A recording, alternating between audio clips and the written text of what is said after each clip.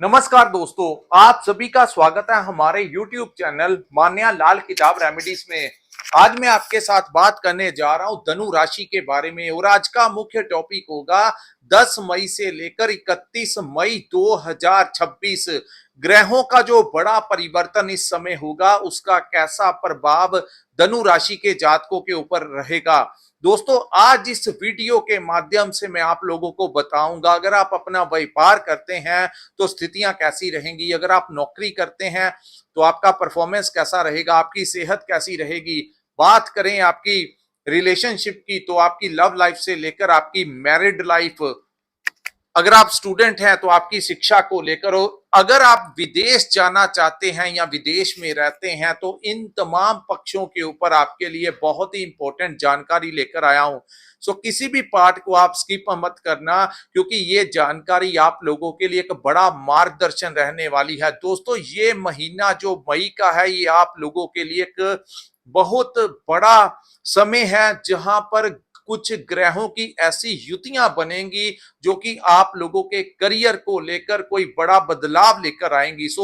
ये जो युतियां हैं, एक तरफ दोस्तों गुरु बृहस्पति जो कि आपकी राशि के स्वामी हैं और उनके साथ शुक्र जो कि लग्जरी के कारक हैं, इन दोनों ग्रहों की युति जो है वो आपके सप्तम भाव में बनेगी जिसको ज्योतिष शास्त्र में गज लक्ष्मी योग का निर्माण कहा जाता है। और कहते हैं जब भी ये योग बनता है दोस्तों तो शनि महाराज जहां पर भी विराजमान होते हैं वहां से वो आप लोगों को जो दुष्प्रभाव देते हैं जिस भाव में बैठकर, उनके दुष्प्रभाव में कहीं ना कहीं एक बहुत बड़ा विराम चिन्ह जो है वो लग जाता है। और दूसरी, सूर्य और बुध की युति जो कि आपके छठे भाव में बनेगी तो कई मायनों में ये महीना जो है एक बड़ा बदलाव आप लोगों के लिए लेकर आया है।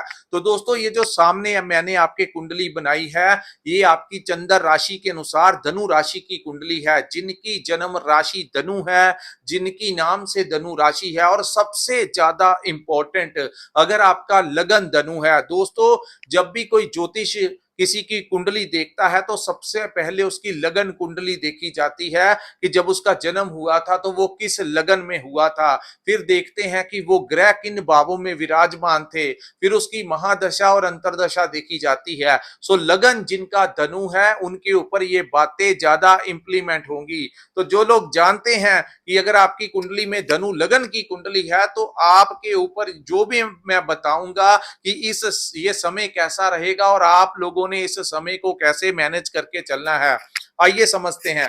तो दोस्तों, इस महीने राहु जो है वो आपके तीसरे भाव में विराजमान रहेंगे। राहु जो है इस समय शतभिष में विराजमान है और जो तीसरा भाव होता है वो हमारे साहस और पराक्रम का भाव होता है।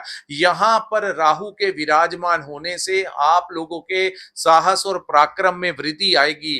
वहीं आप लोगों को किसी दोस्त मित्र से कोई बड़ा सपोर्ट इस समय मिल सकता है, चाहे वो आप लोगों को कोई अपने दोस्तों मित्रों के कारण आपको कोई नई जॉब लग सकती है, कहीं पर आपको क्लाइंट मिल सकते हैं, कोई नया टेंडर मिल सकता है। और वहीं अगर जिन लोगों की नौकरी नहीं लगी, किसी दोस्त मित्र की वजह से उनके रेफरेंस से आपको जॉब इस समय प्राप्त होने के जो चांसेस हैं वो दिखाई दे रहे हैं।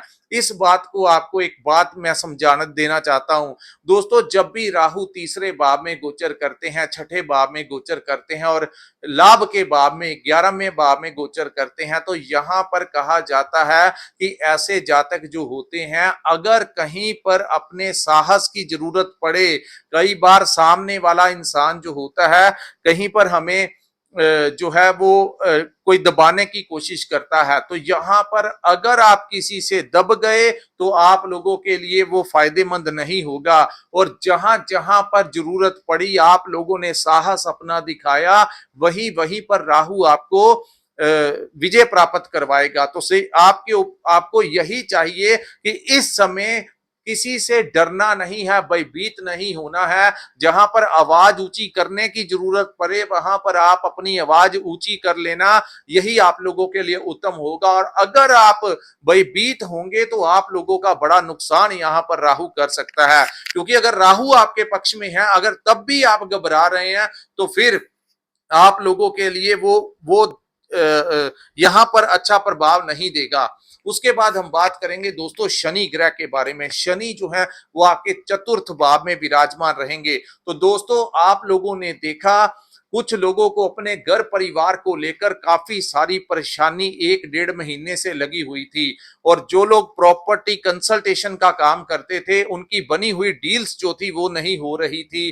क्लाइंट्स आ रहे थे लेकिन काम नहीं हो पा रहा था। तीसरी बात, यहां पर क्योंकि जो चतुर्थ भाव होता है वो हमारे माता का भाव होता है, वो हमारी सुख संपत्ति का भाव होता है, हमारे अपने घर परिवार का भाव होता है, इसी के साथ वाहन का भी भाव होता है। तो कुछ लोगों को माता की सेहत को लेकर समस्याएं आई हुई होंगी, या फिर आप लोगों की अपनी माता के साथ बहस हुई होगी। लेकिन इन सभी चीजों के ऊपर अब जाकर विराम लगेगा, क्योंकि शनि और मंगल दोनों इकट्ठे थे, और 11 मई को मंगल जो है वो 4th हाउस को छोड़कर आपके पंचम भाव में विराजमान हो जाएंगे। तो एक बड़ा रिलीफ जो है 4th हाउस में आप लोगों को मिलेगा, क्योंकि यहां पर दोस्तों क्या हो रहा था, इन दोनों ग्रहों की जो सीधी दृष्टि थी, जहां पर उन्होंने अपनी आपकी माता के साथ आपका विवाद करवाया या उनकी हेल्थ के ऊपर आपका खर्च करवाया, वहीं कुछ लोगों को प्रॉपर्टी को लेकर कुछ ना कुछ डिस्प्यूट रहा होगा, या बनते बनाए काम जो थे वो बिगड़ रहे थे। तीसरा, कुछ लोगों को क्योंकि वाहन का भी यही भाव है, तो कुछ लोग जिनको वाहन चलाते हुए कोई चोट वगैरह लगी है, तो वो नीचे कमेंट करके जरूर बताइए कि जो मैं प्रेडिक्शन आपको बता रहा हूं, क्योंकि पिछले 1.5 महीने से 39 दिन से ये गोचर जो है मंगल यहां पर थे, इसीलिए ऐसी स्थितियां बनी थी। और यहां से जो सीधी दृष्टि है वो आपके कर्म स्थान के ऊपर डाल रहे थे, जिस कारण कुछ लोगों को अपने व्यापार को लेकर समस्याएं आई होंगी। वहीं आप लोगों को यहां पर दोस्तों जिन लोगों का अपना काम है या सरकारी काम करते हैं या अपना दुकानदारी करते हैं, कुछ ना कुछ प्रॉब्लम्स जरूर आई होंगी, कहीं पर पैसा फंस गया होगा, पेमेंट नहीं मिली होगी। तो दूसरी ओर जो लोग नौकरी कर रहे थे, वहां पर भी नौकरी में भी आप लोगों को परेशानी का सामना करना पड़ा होगा। सो कहते हैं कि समय जो होता है वो एक जैसा नहीं रहता। जैसे ही 11 मई का समय आएगा, मंगल जो है आपके चतुर्थ भाव को छोड़कर, जो कि उनकी नीच राशि है, पंचम भाव में चले जाएंगे, क्योंकि इनका ये गोचर जो है वो मेष राशि में होगा, अपनी ही राशि में होगा। तो कुछ मामलों में एक बड़ी राहत जो है इन चीजों से मिलेगी। दोबारा से आपका काम चलने लगेगा, नौकरी मिल सकती है।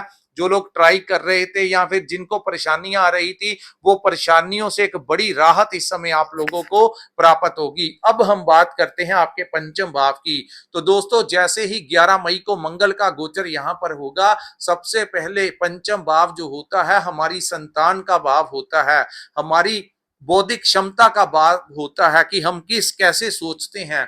तो यहां पर दोस्तों सबसे पहले आप लोगों को संतान प्राप्ति के योग बनेंगे। आपके बच्चों के करियर को लेकर ये समय अच्छा है, लेकिन आप लोगों की अपने बच्चों को लेकर कहीं ना कहीं आपस में कोई विवाद आपका हो सकता है। छोटी छोटी बातों को आपको इग्नोर करना होगा, अन्यथा आपके बच्चे आपके साथ वैसा ही बिहेवियर करेंगे जैसा आप उनके साथ करेंगे। तो बेहतर होगा आप उनको कुछ चीजों को लेकर आपको इग्नोर करना होगा। हर छोटी छोटी बात पर आपको उनसे अगर कोई दिक्कत हुई तो आपको थोड़ा शांत रहकर ये समय निकालना है।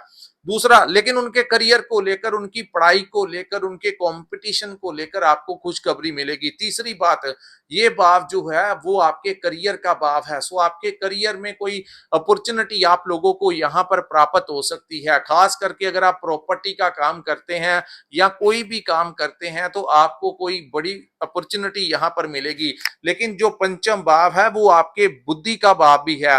तो एक चीज का आपको ध्यान रखना होगा, इस भाव में सेनापति मंगल जो कि अग्नि तत्व के ग्रह हैं, आपकी बुद्धि के भाव में उनका गोचर है। तो दोस्तों क्रोध बहुत ज्यादा आने की संभावनाएं यहां पर रहेंगी। आप लोगों को चाहिए खास करके क्रोध नहीं करना है। क्रोध बने बनाए कार्यों को खराब कर देता है। ज्यादा अग्रेसिव होके डिसीजन नहीं लेने हैं। जो लोग ये वीडियो सुन रहे हैं उनको तो पता लग गया है। आप लोग शेयर कीजिए, जिन लोगों की धनु राशि या धनु लगन है, ताकि उन तक भी ये जानकारी जो है पहुंच सके। दोस्तों, ये 39 दिन का गोचर होता है मंगल का, तो बड़े मामलों में भी आपका पक्ष लेगा, लेकिन इसकी तासीर ही बहुत गर्म है, जो कि आपको जबरदस्ती गुस्सा चिढ़वाने की कोशिश करेगी, इरिटेट करने की कोशिश करेगी।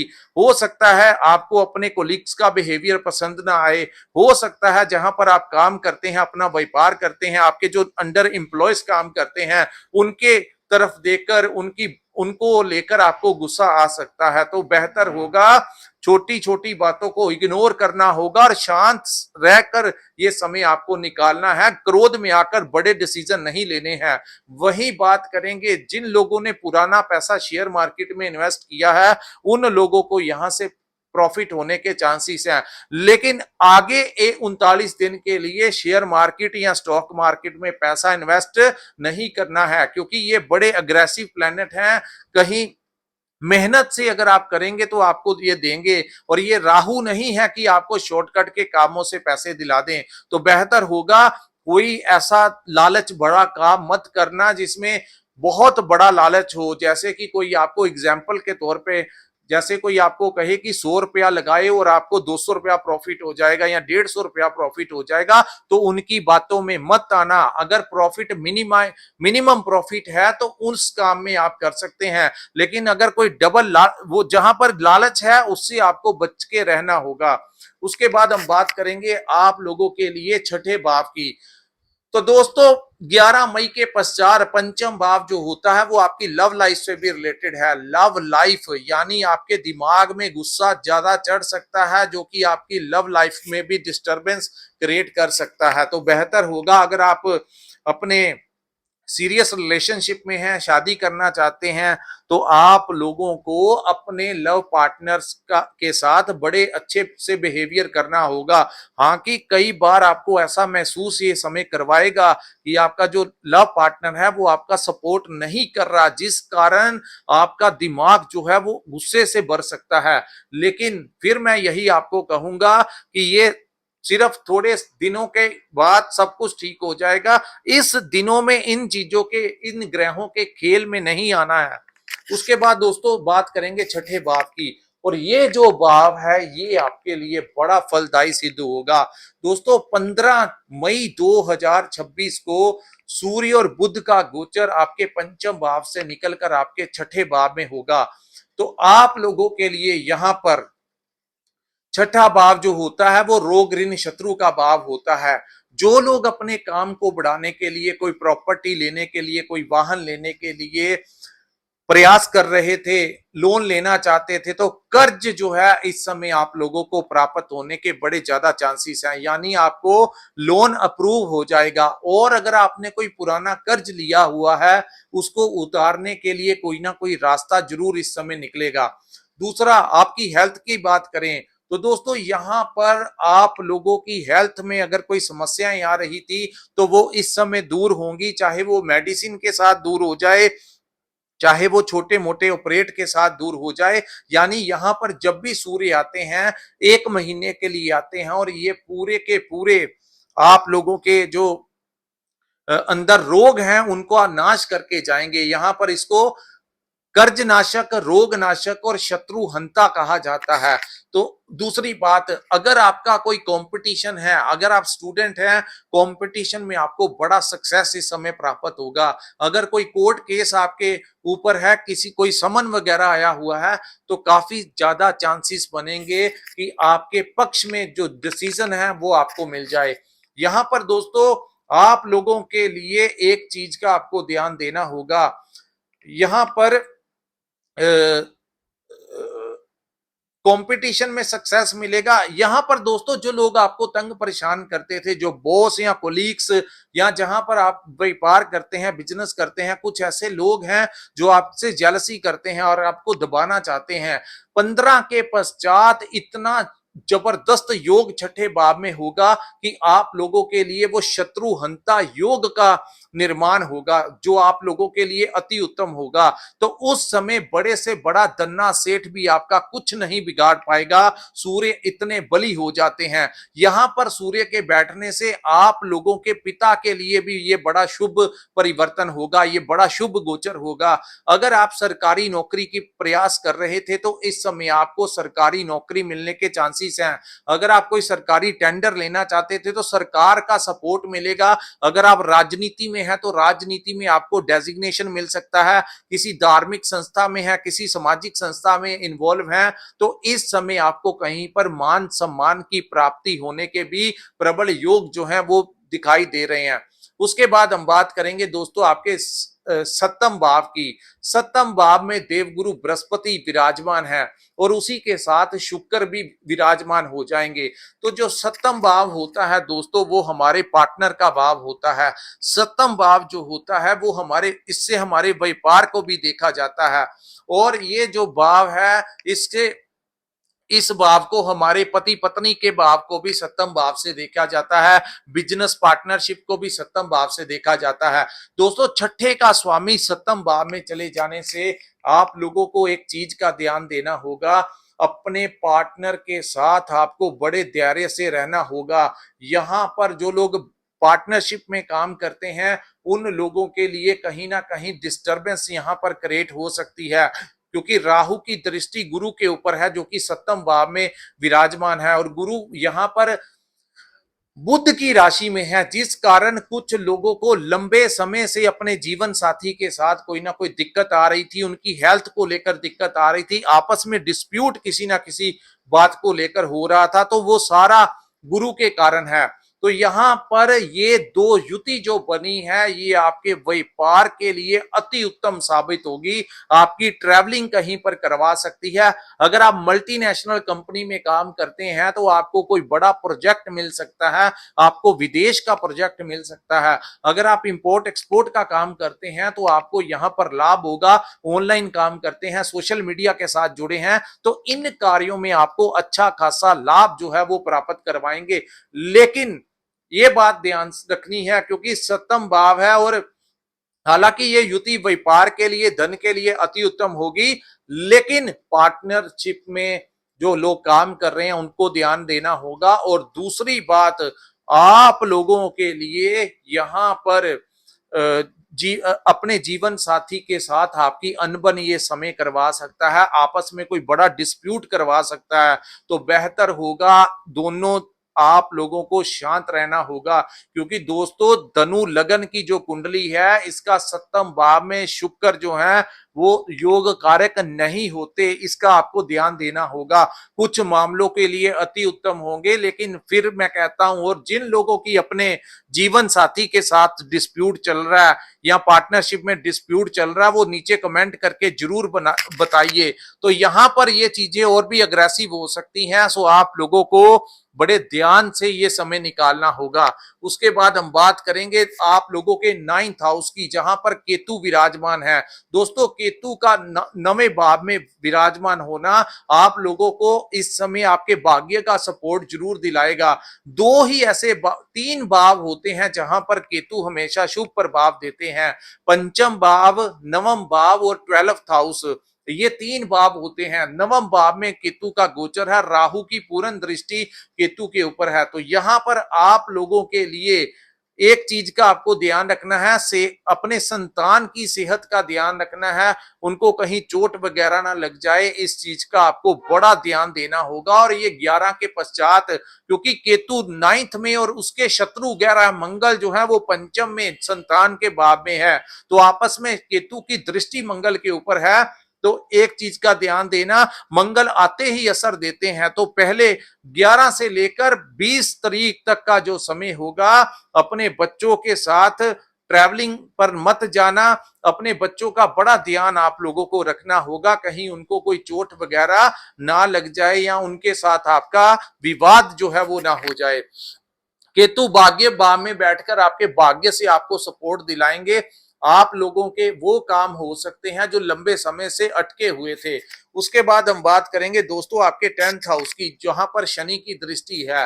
तो कई जो उतार चढ़ाव अभी भी आ रहे हैं, जिनके ऊपर खास करके शनि की महादशा या अंतरदशा चल रही है, जो कि धनु राशि या लगन के जातक हैं, उनके कर्म स्थान में फ्लक्चुएशन हो रही है। कभी काम चल पड़ता है, कभी अचानक से कम हो जाता है। तो ये शनि का डैया जो चतुर्थ भाव में जब शनि बैठते हैं तो पूर्ण दृष्टि, सप्तम दृष्टि उनकी आपके सप्तम भाव के ऊपर होती है। तो इन चीजों का आपको थोड़ा ध्यान रखना होगा दोस्तों, कि कर्म स्थान में बड़े ध्यान से रहना है। किसी से ये समय आप, अगर आपके जो बॉस हैं उनके साथ आपको ऐसे रहना है कि बॉस इज ऑलवेज राइट। तो इन चीजों का आपको इस समय ध्यान रखना होगा। तो दोस्तों ये था ओवरऑल धनु राशि और लगन वालों के लिए 10 मई से लेकर 31 मई 2026 का समय कैसा रहेगा। हाँ, जो लोग विदेश जाना चाहते हैं उन लोगों को वीजा लगने के बहुत ज्यादा चांसेस दिखाई दे रहे हैं, और जो लोग विदेश में रहते हैं वहां पर उन लोगों के जो लोग वीजा बढ़ाना चाहते थे, पीआर लेना चाहते थे, या जो भी काम करना चाहते थे, वहां पर नौकरी नहीं लग रही थी, तो इस समय जो 11 मई के पश्चात विदेश का स्वामी पंचम भाव में आएगा तो आपके नौकरी लगने के योग वहां पर बढ़ जाएंगे। वहां पर आपको वीजा एक्सटेंशन होने के योग जो हैं वो बढ़ जाएंगे। तो और जो लोग विदेश से वापिस आए हैं, धनु लगन वाले जो वापिस आना चाह रहे थे, जो जिन लोगों की स्थितियां ऐसी बन गई थी और वो चाह रहे थे वापिस अपने घर पर आना, जिन लोगों ने तो वेट किया है, उन लोगों के लिए 11 मई के पश्चात का जो समय है वो उत्तम होगा। वहां पर ही कुछ ना कुछ आपको नौकरी मिल सकती है, कोई व्यापार आपका शुरू हो सकता है, या आपका वीजा जो है वो एक्सटेंड हो सकता है। तो दोस्तों ये था और ये पूरा विश्लेषण था दोस्तों धनु लगन और राशि वालों के लिए। अगर ये विश्लेषण आपको अच्छा लगा हो तो कृपया इस वीडियो को लाइक कीजिए, हमारे चैनल को सब्सक्राइब कीजिए, नीचे कमेंट सेक्शन में कमेंट करके जरूर बताइए कि आपको ये वीडियो कैसा लगा। और जिन्होंने अपनी कुंडली का पूर्ण विश्लेषण करवाना होगा, स्क्रीन के ऊपर जो नंबर दिया है वहां पर व्हाट्सएप के जरिए आप हमारे साथ संपर्क करके अपनी कुंडली का पूर्ण विश्लेषण करवा सकते हैं। इसी के साथ इस वीडियो को मैं विराम लगाता हूं। नमस्कार, जय माता दी।